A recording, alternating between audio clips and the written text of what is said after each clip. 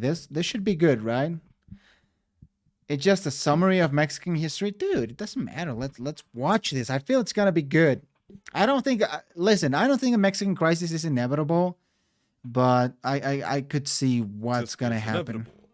The United Mexican States are but one of only two countries to share a land border with the United States. Naturally, Hell there are yeah, many bro. benefits to be drawn from neighboring the Besties, we're global superpower besties. and what has historically been an extremely dynamic economy even in times of isolation. However, unlike Canada, who neighbors the United States to the north, Mexico, as the US's southern neighbor, suffers from terrible instability, Yeah, we extreme get crime it. and We're poverty, broke. slow development, and more. These conditions have often been chalked up to American exploitation and weakening That of audio is Mexico better. from the Oh, thank you. annexation of Texas and what became the American Southwest to the modern-day attempted hardening of the U.S. When you mean that audio, do you mean this one, like the one that I currently have? I don't know, guys. I want the best for you guys. All right. So you guys tell me. border. But taking a look back at Mexico's history reveals a very different story. Mexico, or rather New Spain, was an extremely promising colony from its inception. Ah, New It was rich Spain. in You know, let's a prayer for the old school Spanish Empire, dude. I miss that shit. This is off topic, but you all know Mexico had a black president. True, we had a black president. It was one of the first presidents, actually. silver and exotic goods, had ease of access to both the Atlantic and Pacific Oceans, and was developing at an impressive pace thanks to the trade and investment Spain's empire brought to the region.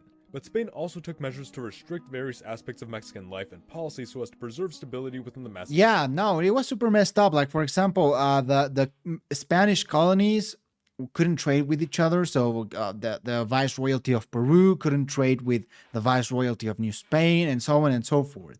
We also couldn't trade with other nations, so that was bad. And yeah, Spain. I guess you know a lot of people say it's good, but hey, I don't know. Territory and to not be surpassed and dominated by its own colony. Yeah, we had This was presidents, dude. tolerated A because black the colony, president. despite these restrictions, remained prosperous as a part of the empire. However, Spain eventually entered into a period of decline upon being outcompeted by rival empires, and consequentially, as Spain declined, so did By its the colonies. United States of Conditions in America, Mexico but grew worse, social unrest rose, criminal and militant forces threatened the citizenry, and ultimately a bloody internal multi-stage war broke out that consumed the country for over a decade, the Mexican War of Independence. Mexico became an yeah, we should also mention that Napoleon and the war that the Spanish-French War in the it's the Iberian War, right? That really was damage. That really damaged Spain. stable independent empire succeeded by an unstable independent republic. In becoming Central an America, independent empire, yeah. it had removed itself from Spain's network of imperial possessions, significantly weakening its ability to act as a trade empire with direct connections to Europe and Asia. And in becoming a republic, it had lost hold over the Central American lands to the south, which the capital had no real ability to assert its control over. Despite being set back by these losses, Mexico was not necessarily Brand starting strong. from scratch, and could have very well rebounded as a centralized trade hub through proper governance, but such would not be the case. Disputes over whether the new republic should be centralized or decentralized led to political coups, social unrest, militant rebellions from several states, most notably Texas, the Rio Grande, and the Yucatan, which Bro, that whole thing with Texas, I think we talked about it before, but it could have been handled a lot better. as a consequence triggered the Mexican-American War, costing Mexico several northern territories the Yeah, capital could not sad. control over, before ultimately a bloody internal multi-stage war broke out that consumed the country for what was officially just over 3 years, but in reality spanned 3 decades worth of conflict, the Mexican Civil War, which we might consider beginning with the ousting and execution of President Guerrero, followed by the multiple countrywide rebellions in Let's the years see. following. The timeline of major wars in Mexico. We have the Wars of Independence, the Spanish attempts to reconquista, conservative coup, Texan Revolution, the Franco-Mexican War. That's you, bro. Chapo, maybe in future reactions you should look into Gran Colombia, one of the few super countries in the Americas. That is just pretty interesting. I definitely should look into Gran Colombia. Absolutely. Yutla Revolt, the Yucatan War, that was long as fuck. The Second Franco-Mexican War. Thank you, France. Mexican Revolution, Border War, Cristero Following War. in response to Yeah. efforts of centralization, ultimately ending with the Reform War, which returned the liberals to power. As a result of this conflict, Mexico was left economically destitute, unable to repay war debts, and thus France invaded the country immediately following. Thank you, France. By the end of the Second French Intervention, Mexico had known only 12 non-consecutive years without a major war since its independence. and the civilian population was continually threatened by Mexico was the USA of the Spanish crown. That's true. New Spain was one of the wealthiest parts of the Spanish Empire and one of the most powerful. marauding groups of bandits and hostile The fact that tribes like France and the Mexico Apache. had two wars Its sounds so lasting peace was random. I finally know, found during the right? ascension of an I authoritarian have a friend who's from France, and I was talking to her the other day, and I was like, "Did you know that our countries went to war like 2 times?" And she was like, "No, really? I had no idea." So I guess this is something that people don't talk about in France when it comes to pragmatic history. president by the name of Porfirio Diaz. Diaz utilized government power There's to your usher boy, in an era of political Porfirio. and social prosperity and of developmental and economic growth. Industry and agriculture boomed, foreign policy placed the country in a respectable standing, standards of living took off, American investment rose, infrastructure was vastly expanded, the country became further integrated around the capital of Mexico City, and for roughly 4 decades Mexico experienced no major conflicts, leaving this period to sometimes be referred to as the Pax Porfiriana. Diaz created stability, and stability brought confidence in Mexico's future, both from its citizens and from foreign investors, but unfortunately for Mexico, this prosperity would not last. Despite the success of the Diaz regime, it was no secret that such success came at the cost of political suppression and government force. Some began to question what became of Mexico's ideals of freedom and democracy, and so it was determined that with the new century, Well, I mean, this guy was a brutal dictator, so let's not. I mean, yeah, he modernized the country, but he was kind of bad. That's true. The U.S. was set to dominate. What was to set a domino effect across the American Mexico, now continent, and it was stabilized, would inevitable. undertake democratization as its next great challenge. Diaz was challenged politically and lost election to a more liberal candidate, who Diaz proceeded to remove from power by force, only to be removed from power himself in a chaotic chain of events that ultimately caused a bloody internal multi-stage war which consumed the country for nearly a decade or two, Yeah. the Mexican Revolution. The revolution gave rise to a type of warlordism that called for greater decentralization and redistribution of land in opposition to the new liberal So people were angry with Mexico City and how people in Mexico City control the country. We talk about that in class, but like it's very fast. Napoleon III tried to invade Mexico. It was a fail. Now let's talk about Prussia. Oh shit, that's true. One of the reasons I think France was out of Mexico, one was the U.S. and two was Prussia. So I guess you guys had a lot to deal with, which was deemed too moderate and no different from which the was Diaz huge. establishment. German In unification, the that end, was the massive. liberals overcame the radicals and established a soft authoritarianism through the creation of a one-party system. Oh, the PRI, Like Diaz, yeah. the newly formed Institutional Revolutionary Party proceeded to suppress both political and militant rivals who sought decentralization, revolution, Hello, and Miss secession. Thomas. How are Promotion you, of my rule of dear law and friend? development of national business and infrastructure was once again taken up. This has a lot of opinions because a lot of people said, especially like in the 70s, for example, that Mexico was lucky because it avoided a lot of things that happened in South America, like dictatorships or coups. Mexico, after the revolution, did not have that. So it was stable. But at the same time, a lot of people called Mexico the perfect dictatorship because it was a one-party state. So it wasn't like very free or very, Seemingly following the footsteps of the Diaz slogan, You know. Order and Progress.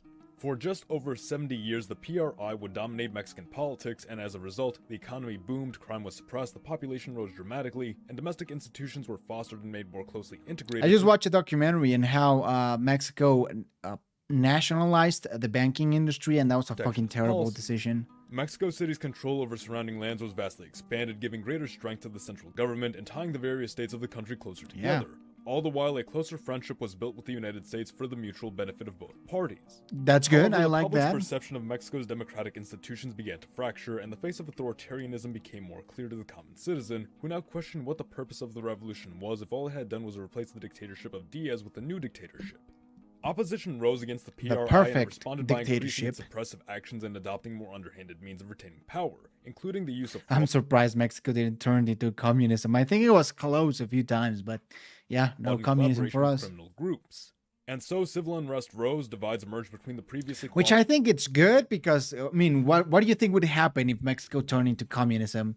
We would be fucking invaded by the U.S. We would have like, maybe not an invasion, but definitely a coup supported by the intelligentsia of U.S. state and So its politicians, the ruling party began just to avoid fracture that. from within, corruption rose by the year, new economic crises were experienced and met with poor policy, conflicts broke out with new militant groups, the ruling party plummeted in popularity. the United Kingdom and did help a final lot attempt of to alleviate countries in these South problems, America. New measures were taken to promote democratization, Especially ultimately Colombia, breaking right? one-party rule by the year 2000.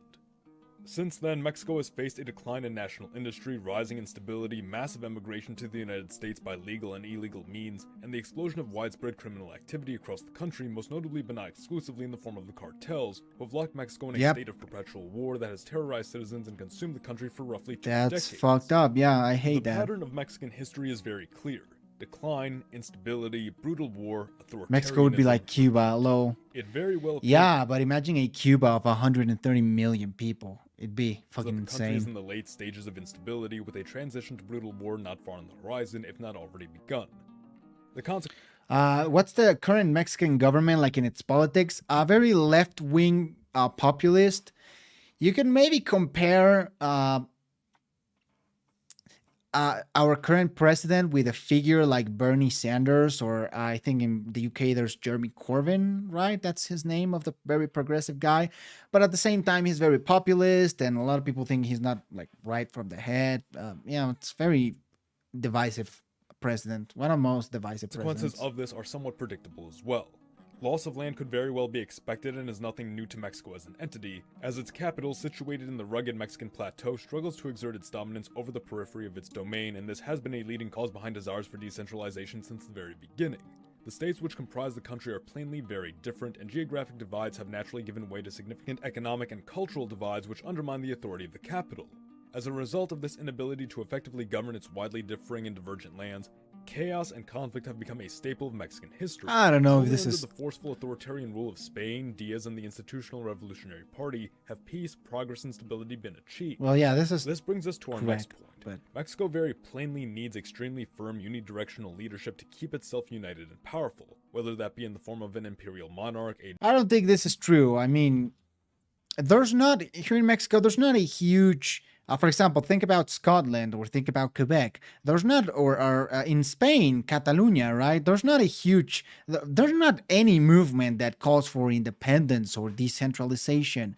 There's nothing like that. So we definitely don't have that issue. I don't think Mexico will collapse or will separate or will divide. dictator like Diaz or a one-party government. Or I don't think The any only of this viable will happen. alternatives have been repeatedly made clear by those who have opposed such regimes in the past: decentralization or secession. Regardless of whether or Kraut not the state already holds explained together, a return to Mexican authoritarianism will almost certainly follow in response to escalated conflict and economic decline, as the public becomes more desperate for solutions to these massive problems facing their country. The US of Z, thanks for watching. Support your The leader by- US of C, damn. Yeah, but I mean, Kraut already explained some of the differences that Mexico has, and that's true. The North and the South are very different, but they're not different enough to cause a divide or cause a war or cause some sort of independence movement. I don't see that happening, at least not on the near future. Maybe in like some remote future, you could see Mexico dividing, but I really don't think that's going to happen. I just don't. I really don't think that will eventually happen. Let's look at the geopolitics of Mexico.